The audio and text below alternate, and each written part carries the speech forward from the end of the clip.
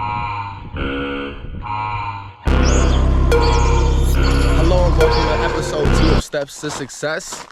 It's a beautiful day here in Arizona, Apache Junction, Arizona, and we're taking a nice hike here in the Tonto National Forest. Today I wanted to get your guys' opinion and also give you my opinion on a topic that you may have not given too much thought to, but is definitely very important to your overall success. So that question and that topic is whether or not you, as an investor who wholesales property, do you call yourself a wholesaler or do you consider yourself to be an investor?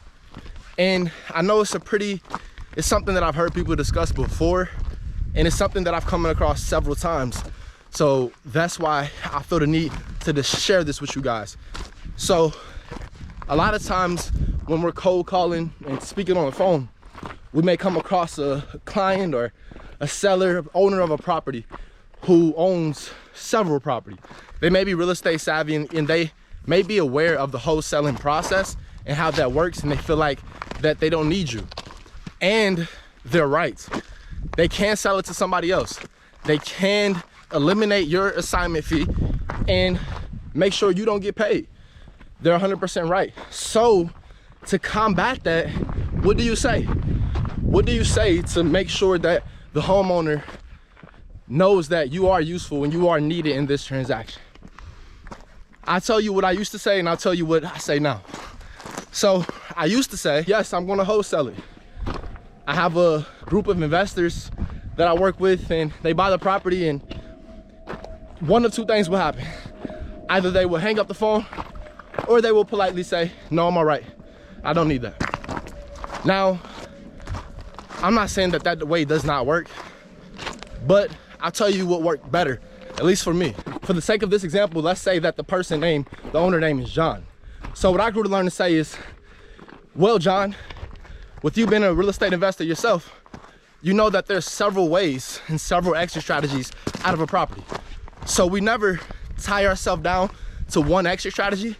We like to make sure that we see the property first, but usually what we would do, right? Usually what we would do is either buy the property, fix it up, put it back on the market, or we'll fix it up, rent it once we buy it, or if the numbers don't work for us, we'll go ahead and give it to one of our investors. That fares a lot better. For one, you build familiarity with the homeowner. You're one of them, right? You're a homeowner as well. You've been in the business as well. So they now know that you're probably somebody that they can do business with just because you speak the same language. That's just something that I do. You guys, use that if you want to. That's what I'm here for, giving you steps to success. So besides impressing the homeowner by showing them you speak the same language, why is this technique and this thoughtfulness important for yourself? In my opinion, the reason why you should view yourself as an investor right off the bat rather than a wholesaler, not because a wholesaler is bad. Obviously, we provide people a very good service, so it's not bad, but it is bad for your mental state because it's limiting. If you only identify yourself as a wholesaler, then you're not going to be able to open up your mental state to more possibilities as you grow to be an investor. And that's the ultimate goal in this business. Not to be a person of wholesaling, for 15 years. No, not at all. It's to be able to grow, and to be able to grow your real estate investment portfolio, and to be able to grow as a real estate investor. Wholesaling, I look at that as stage one. And if you're a beginning wholesaler especially, make sure you go ahead and rewind what I just said, because that can be very useful for you. And guys, just to interrupt the video, we are getting some distance. As you can see, we up here a little bit. And we are closer to that cave. And if you are a beginning wholesaler, I like to share some words of encouragement with you to hold it together when everyone else will understood if you fell apart. That is true strength. Quote by me, a motto, but that is very true. So if right now you're a wholesaler who's hitting that wall, haven't got your first deal yet, don't be discouraged. Know that everyone has been in your position. and you too can succeed. All right? Sorry guys, I had to interrupt the video. I'm currently all the way up here and it just got real. The trail is very thin. As you guys can see, I'm holding on to a rock. Very, very thin. And we're close, we're right there. So I'm thinking, in efforts of getting some great footage, I'll walk you guys up here with me. I feel like you guys won't mind taking a break. I got some new hiking shoes, so I think we're gonna make it. All right, let's get it.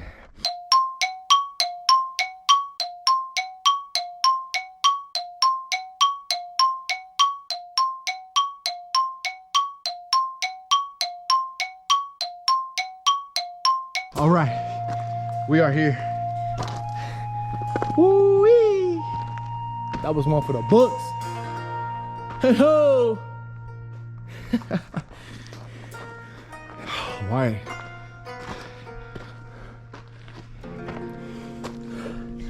I am grateful, I am happy, I am dedicated, I am focused, I am healing, I am prosperous. Look at this cave, guys. Look at this cave, guys. This is one of them ones.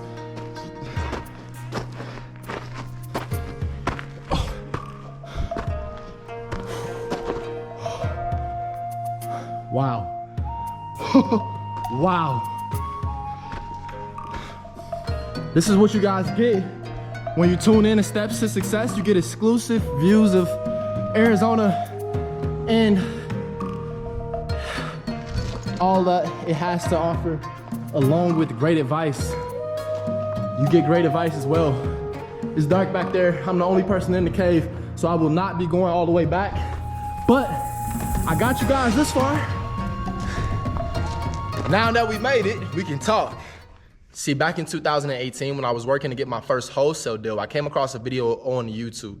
It was called The Strangest Secret, and I'll link that for you guys down below. They covered a lot of topics that helped me change, not only change, but also change for the better. And one of those ways I changed for the better is by actually achieving my goal of getting my first wholesale deal. The big topic that they discussed was the power of one. The power of one pretty much goes like this. You have people in life that focus on a lot of things. I'm sure you've heard of people who have a lot of different things going on, not really one main thing. And with them having a lot of things going on, it takes away from their mind power, their focus, and their energy, because they're focusing on a lot of things instead of putting all their focus to one. When we put our focus into achieving only one goal, then we amplify our results by either making our results come true faster or also making our results come through more abundantly. So back in 2018, what I did for my power of one is I wrote on a note card that I will close my first wholesale deal by a certain time. Now, the first time I wrote on the note card, it was to close my first deal before October. And then I wrote to close my first deal before the end of the year when it didn't happen in October. And then when it didn't happen in the end of the year, I wrote at the top of the year that I would close my first wholesale deal by spring. And then I eventually accomplished it in that February.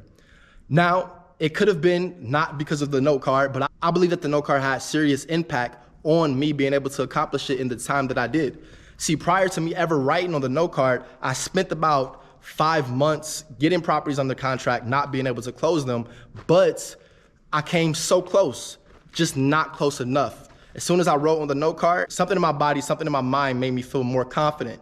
And that's the biggest thing I want you guys to get from this. No matter what you say, even if you do say that you're a wholesaler, whatever you say, you just have to say it confidently, and then the seller will ultimately believe what you are saying. So my suggestion for you, if you're a wholesaler looking to get your first deal, write on a note card that you will get your first deal by the end of the year. Why not? Reach for the stars. And one big thing about that note card, you have to make sure you keep it on you. Whether you take a picture of it, make it your screensaver, or if you just hang it up on the wall at your desk or at your room, wherever. Just make sure that you keep it in sight daily throughout multiple hours of the day. That way you will be able to program your subconscious to bring in your physical reality what you hold in mind. And also, if you're not a wholesaler or a real estate investor at all, just write down one goal that you wish to accomplish in a specific amount of time and put all of your mind power to accomplishing that one goal.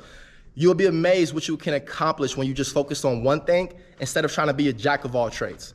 Unless If you're a jack of all trades that centers around one thing, that's when you're integrating vertically. But I do appreciate your time. Thanks for joining me today. I hope you guys got a lot of useful information from this episode 2 today.